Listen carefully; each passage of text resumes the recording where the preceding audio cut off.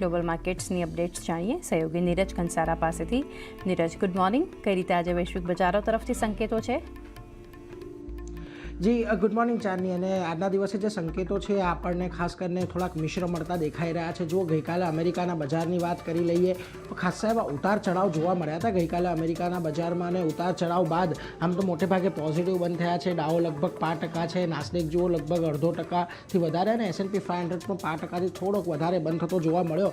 ગઈકાલે દિવસમાં એક વખત સેમિકન્ડક્ટર શેર્સમાં જે વેચવાલી આવી તેમાં નાસ્ડેક લગભગ 1% જેટલો ઘટી ગયો હતો, પરંતુ ત્યાંથી એક રિકવરી આપણને આવતી જોવા મળી। હવે જો ગઈકાલે ચીપ શેર્સની અંદર ફરી પાછો આપણને ઘટાડો જોવા મળ્યો, જેમાં AMD 3.5%, Intel 4.5%, micron 8%, SK હિંગ્સનું ADR 9%, સેન્ડિસ્ક અને વેસ્ટર્ન ડિજિટલની અંદર પણ લગભગ 8થી 9%ના ઘટાડા આપણને આવતા જોવા મળ્યા। એટલે ચીપ શેર્સને લઈને ખાસ એવી વોલેટિલિટી બજારની અંદર આપણને જોવા મળી રહી છે।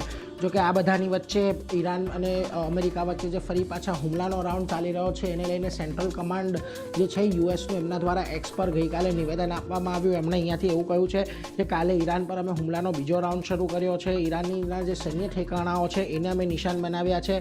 એક ખાલી તેલ ટેન્કરને નષ્ટ કરવામાં આવ્યું છે, અને આ ટેન્કર કુરાસાઓના ઝંડાવાળું હતું। એમણે એવું કહ્યું કે ટેન્કરને ઘણી ચેતવણી આપ્યા બાદ પણ તેમણે વાત ન માની અને એ ઈરાનના દરિયા કિનારા તરફ જઈ રહ્યો હતું, એટલા માટે અમે એના પર હુમલો કર્યો। ઈરાનની મીડિયા કારણ વગર અફવા ફેલાવે છે, કારણ કે એક જગ્યાએ હુમલો કર્યો છે અને ઈરાની મીડિયાએ એવો દાવો કર્યો છે કે ઘઉંના ગોડાઉન પર અમેરિકા દ્વારા હુમલો કરવામાં આવ્યો છે। એટલે એ વાતનું ખંડન અહીંયાથી સેન્ટ્રલ કમાન્ડ દ્વારા કરવામાં આવ્યો, અને એમણે કહ્યું કે ઈરાનની મીડિયા આ ઘઉંના ગોડાઉન પર જે હુમલો થયો છે એ અંગે તેઓ અફવા ફેલાવી રહ્યા છે। બીજી તરફ ટ્રમ્પે પણ ઈરાન પર નિવેદન આપ્યું। એમણે પણ કહ્યું કે જ્યાં સુધી સ્ટ્રેટ ઓફ હોર્મુઝ ખુલ્લું નહીં થાય ત્યાં સુધી હુમલા જે છે ઈરાન પરના યથાવત રહેતા જોવા મળશે। ઈરાને સ્ટ્રેટ ઓફ હોર્મુઝ કોઈ પણ પરિસ્થિતિની અંદર ખોલવું પડશે, અને એમણે એવું પણ કહ્યું કે ઈરાન જહાજો પરના હુમલા બંધ કરે। અને એમણે એવો પણ એક દાવો કર્યો કે ઈરાને મને ફોન કરીને એવું કહ્યું છે કે મારે એમને અમારી સાથે વાતો કરવી છે, પરંતુ જ્યાં સુધી આ સ્ટ્રેટ ઓફ હોર્મુઝનો મુદ્દો ઉકેલાય નહીં ત્યાં સુધી એમની સાથે કોઈ વાત નહીં થાય, એ પ્રકારનું નિવેદન ગઈકાલે આવ્યું। જોકે આના જવાબની અંદર ઈરાનના જે મોહમ્મદ ગાલિબાફ છે કે જે આના સંસદના તેઓ સ્પીકર છે, એમનું એક નિવેદન આવતું દેખાયું। એમણે કહ્યું કે અમે યુદ્ધ નથી ઈચ્છતા અને અમે યુદ્ધના પક્ષમાં પણ નથી, પરંતુ દેશના હિતની રક્ષા માટે અમે લડાઈ કરવા માટે તૈયાર છે। જે MOU અમેરિકા સાથે કરવામાં આવ્યા હતા એ MOUને આધીન જો વર્તન ન કરવામાં આવે તો અમે કોઈપણ પ્રકારનો કરાર કરવા બંધાયેલા નથી, એ પ્રકારનું નિવેદન ગઈકાલે એમના દ્વારા આપવામાં આવ્યું। એટલે એના પર પણ નજર રાખવાની।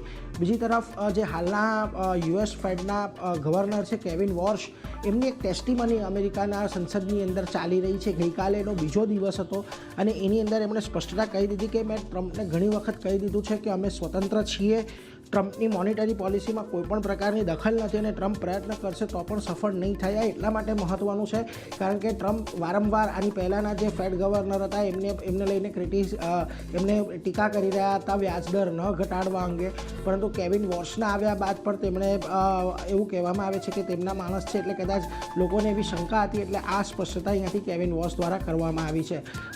જોકે આજના દિવસે આપણે એશિયાના બજારોની અંદર જોઈશું તો ત્યાં આગળ આપણને આજે કારોબાર છે તે મોટેભાગે ઘટાડા તરફી જ જોવા મળી રહ્યો છે, કોઈ બહુ મોટી તેજી નથી। જુઓ નિક્કેઈની અંદર 3%નો ઘટાડો છે, કોરિયાના બજારો 6% નીચે છે, તાઇવાનની અંદર 1% ઘટાડો છે, સ્ટ્રેટ ટાઈમ હેંગસેંગ અને શાંઘાઈની અંદર થોડોક મિશ્ર કારોબાર છે, જ્યાં આગળ હેંગસેંગ થોડુંક પોઝિટિવ છે, બાકી શાંઘાઈ અને સ્ટ્રેટ ટાઈમ્સની અંદર પણ ઘટાડો જોવા મળી રહ્યો છે। હવે ગઈકાલે આપણે ફરી પાછા એક સારી તેજી બાદ ફ્લેટ લેવલે બંધ થતા દેખાયા હતા, કોઈ બહુ મોટી તેજી આપણને આપણા બજારોમાં આવતી જોવા નહોતી મળી। જુઓ નિફ્ટી ફ્યુચર્સ 2467 પર બંધ થયા હતા, 2497ના ગિફ્ટ નિફ્ટી સંકેત આપી રહ્યું છે।